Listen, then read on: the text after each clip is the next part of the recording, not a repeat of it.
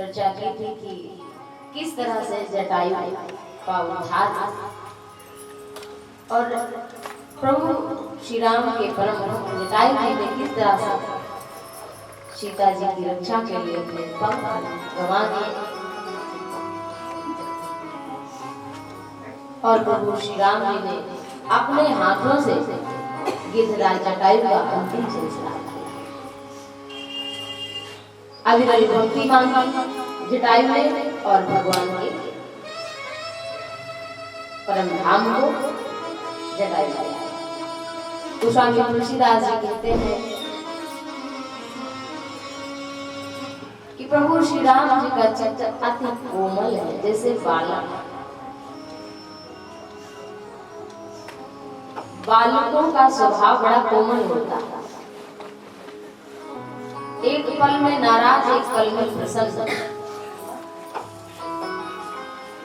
तो प्रभु श्री राम जी सीता जी की खोज करते हुए आगे बढ़ रहे हैं। लताओं से, वृक्षों से सीता जी के बारे में पूछते हैं कि हे वृक्षों, क्या हमारी प्राण प्रिया जानकी को देखा है? रास्ते में एक कबंध नामक राक्षस मिलता है। प्रभु श्री राम ने उसका उद्धार किया। वो पूर्व जन्म में एक गंधर्व था। अपने पूर्व जन्म की सारी कथा बताई कि दुर्वासा ऋषि ने मुझे श्राप दिया था और हे प्रभु, आज आपके दर्शन से हमारे समस्त पाप मिट गए। भगवान श्री राम कहते हैं कि मुझे विप्रद्रोही अच्छा नहीं लगता, जो ब्राह्मण का द्रोह करे। मन क्रम वचन कपट तजी, जो कर भूसुर सीव, मोहि समेत विरंच शिव, बस ताकी सब में। भगवान कहते हैं कि जो मन कर्म वाणी से विप्र की सेवा कर लेता है तो वो जीते जी धर्म, अर्थ, काम और मोक्ष की भी प्राप्ति कर सकता है। ब्रह्मा, विष्णु, शंकर भी उसके वश में हो जाता है जो ब्राह्मण को प्रसन्न कर ले। क्यों? ब्राह्मण कौन है? जो ब्रह्म को जान ले वही ब्राह्मण है। और ऐसा ब्राह्मण अगर उसकी कोई सेवा मात्र कर लेता है, भगवान राम कहते हैं ये बात, अभिमान त्याग कर जो ब्राह्मण की सेवा कर ले तो उसकी समस्त कामनाएं पूर्ण हो जाती हैं। प्रभु श्री राम जी आगे बढ़े। गोस्वामी तुलसीदास जी कहते हैं बड़ी सुंदर परम पावनी कथा माँ सबरी की कथा। सबरी का अर्थ है सब्र, धैर्य। सबरी की आयु वृद्धावस्था में आ गई है। इनके गुरु जी थे मतंग मुनि। मतंग मुनि ने मां सबरी से कहा था कि एक दिन तुम्हारी कुटिया पर श्री राम आएंगे, अगर तुम राम राम जपती रहोगी तो। सबरी पूर्व जन्म में एक रानी थी। रानी, इन्हें सत्संग बड़ा प्रिय था। भगवान की कथा बहुत अच्छी लगती थी। रानी थी तो, लेकिन क्या रानी होकर कोई मरेगा नहीं, मर तो जाएगा। तो वो सोचती थी मानव जीवन हमारा व्यर्थ ना हो जाए, उससे पहले हम भगवान की भक्ति कर ले। रानी का पद तो कुछ क्षणों के लिए, कुछ दिनों के लिए है, लेकिन राजा इतने भक्त नहीं थे। रानी सत्संग में जाया करती थी तो राजा मना करते कि रानी, तुम सम्राट की पत्नी हो और जाती हो, जमीन में बैठती हो, कथा सुनती हो, ये हमें अच्छा नहीं लगता है। राजा ये बात बार बार कहते, लेकिन तब भी रानी नहीं मानती। एक दिन राजा बहुत नाराज हो गए बोले या तो अब घर में मैं रहूंगा या तुम रहोगे। लेकिन जिसे प्रभु से प्रेम हो वो तो संसार का त्याग नहीं करता, सहज हो ही जाता है। वो घर में रहते हुए भी प्रभु में ही रहता है, भगवान में रहता है। क्यों? क्योंकि वो अपने हाथों से तो काम संसार का करता हुआ दिखाई देता, लेकिन भीतर तो उसके भगवान ही रहते हैं। वो उसी के लिए जीवन जीता है। माँ सबरी ने सोचा इतनी कठिनता है मेरे जीवन में कि मैं संतों का दर्शन नहीं कर सकती, मैं ब्राह्मण की पूजा नहीं कर सकती, मैं भगवान को कुछ अर्पित नहीं कर सकती, तो इससे तो अच्छा है मेरी मृत्यु हो जाए। रानी रात्रि में निकल पड़ी ऐसा सोचकर कि आज तक आप सभी ने सुना होगा कि उस व्यक्ति ने उस व्यक्ति के लिए अपना प्राण गंवा दिया, लेकिन कभी नहीं सुना होगा कि भगवान के लिए कोई प्राण अपना न्यौछावर कर देता है।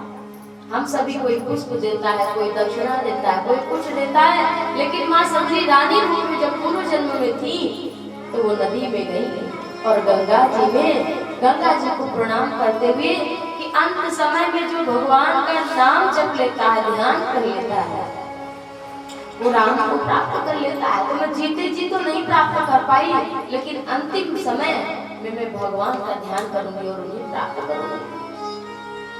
भगवान श्री राम का ध्यान करते हुए गंगा जी में अपने प्राणों का बलिदान दे दिया।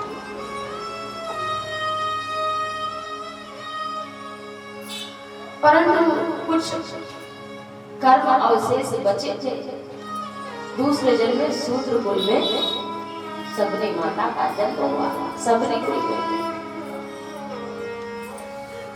छोटी सी थी तो माता पिता ने ब्याह तय कर दिया कि सबरी का ब्याह हो जाए।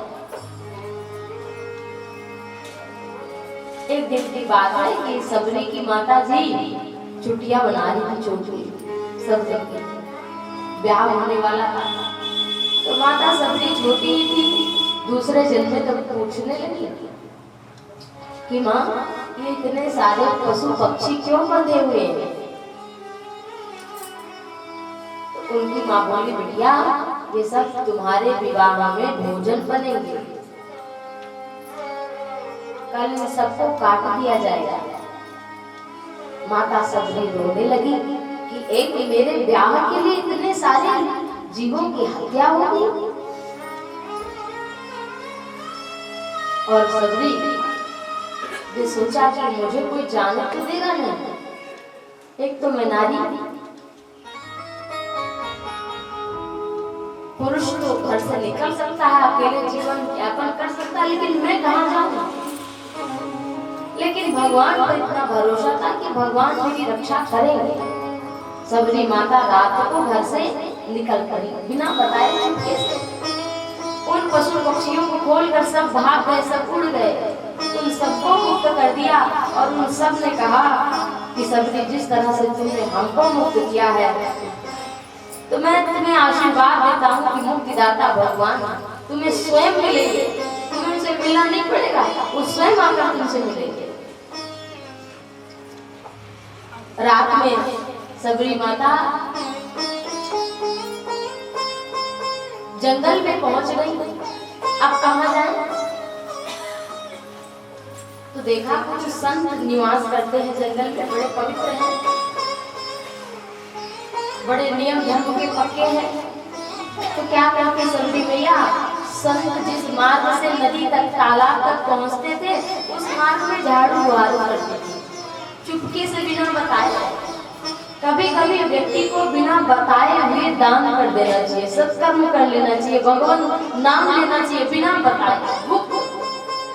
जो चीज हम भजन दान धर्म गुप्त करते हैं बिना बताए, वो अक्षय हो जाता है, वो केवल प्रभु को पता होता है, उसका विशेष फल प्राप्त होता है।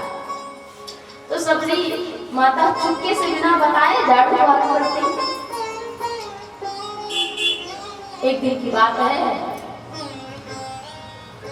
कि मतंग मुनि ने सोचा कि कौन ये झाड़ू लगा जाता है, लकड़ियों के गट्ठर इकट्ठा करके भोजन बनाने के लिए रख जाता है, कौन ऐसा है? तो सब ऋषियों से कह दिया कि आज जरा देखना कौन इतने सवेरे सवेरे आता है।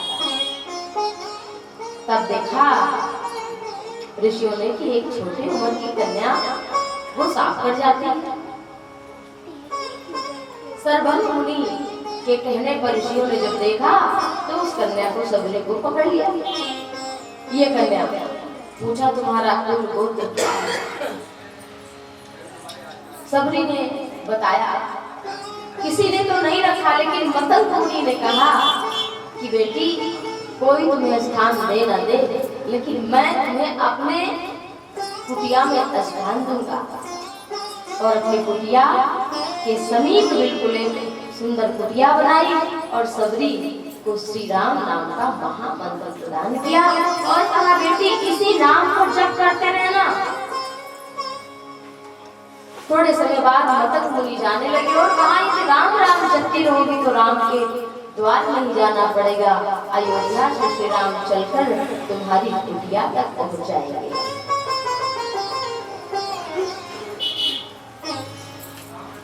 और गोस्वामी तुलसीदास जी कहते हैं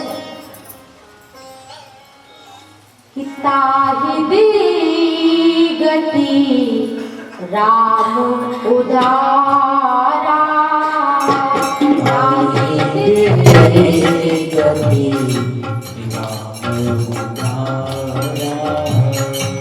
सबरी की आश्रम पहुँचारा, सबरी की आश्रम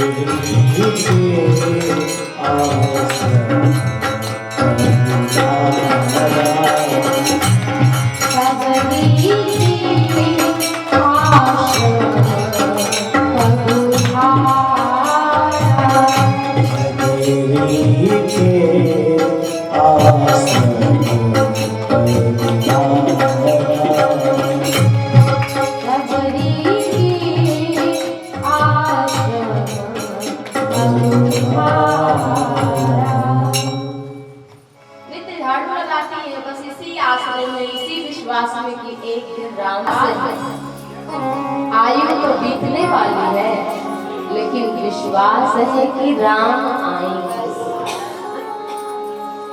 जिन्हें राम पर विश्वास मात्र हो जाता है, केवल विश्वास कि राम हमारे और प्रभु हमें मिले, लेकिन राम जी से कोई ना कोई संबंध जोड़ लेना। राम जी कैसे मिलेंगे, किस रिश्ते से मिलेंगे? तो उनसे कोई ना कोई रिश्ता संबंध जोड़ना ही pड़ेगा। अभी आपसे कोई पूछे राम जी आपको क्या लगते हैं, तो आप क्या बताएंगे?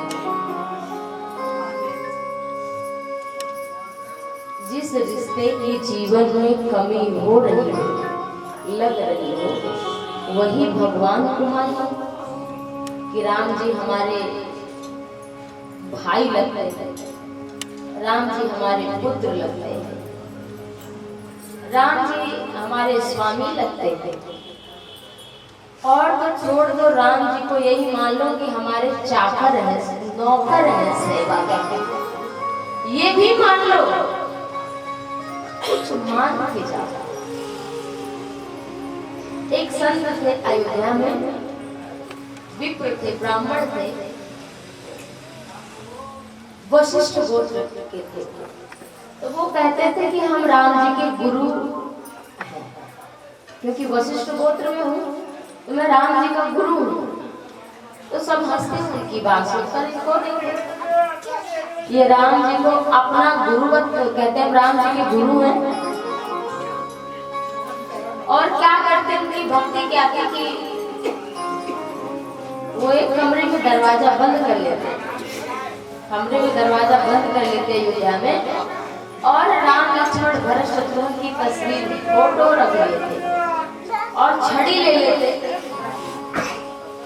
और अपना कुर्सी पर बैठते और राम जी की फोटो जमीन पर कहीं टिका देते और पढ़ाते, राम आज तुम याद करके नहीं आए, राम लक्ष्मण भरत शत्रुघ्न तुमने ठीक से वेद मंत्र का पाठ नहीं किया, और है नहीं कोई वही, केवल फोटो रखी है। डांटे और कभी कभी फोटो पर छड़ी भी लगा दें, याद नहीं करके और डंडा भी पड़ेगा राम जी की फोटो पर। तो लोग सुनते ये पागल हो गया, लोग उसे पागल कहते हैं महाराज ब्राह्मण को। ये अपने को बताते हैं कि राम जी के गुरु, इनको देखो लोग पागल कहते हैं। लेकिन एक दिन की बात है कि वो पढ़ा रहे थे और उसी तस्वीर से, उसी फोटो से प्रभु राम ने प्रकट होकर उन्हें दर्शन दिया और उन्हें दंडवत प्रणाम किया कि ऐसी भक्ति धन्य है जो सचमुच हमें कई वर्षों से पढ़ाते रहे और इसी विश्वास में कि राम जी के मिलेंगे। तो भगवान उन्हें मिल गए। भगवान को सत्य तो मान ले हम, कोई उसे रिश्ता तो जोड़ ले हम, और सबरी कोई विश्वास है कि भगवान आएंगे। सबरी देखी राम गृह आए, मुनि के वचन समझी जिय भाए। राम गृह आए, मुनि के वचन समझ जिय भाए। सबरी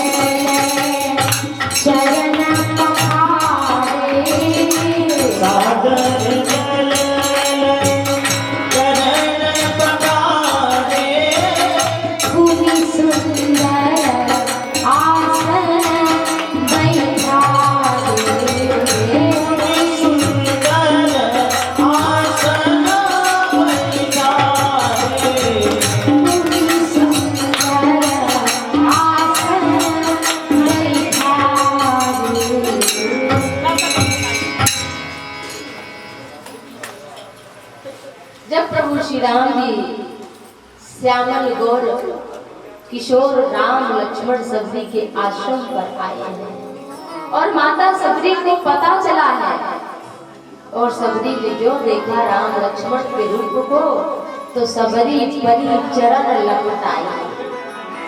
दंडवत प्रणाम नहीं किया सबरी ने, चरणों में भगवान के लिपट गई। ऋषि मुनि तो भगवान को दंडवत प्रणाम करते थे, लेकिन सबरी चरणों में भगवान के जैसे चंदन के वृक्ष में सर्प लिपट जाता है, ऐसे ही सबरी राम जी के चरण कमल से लिपट गई।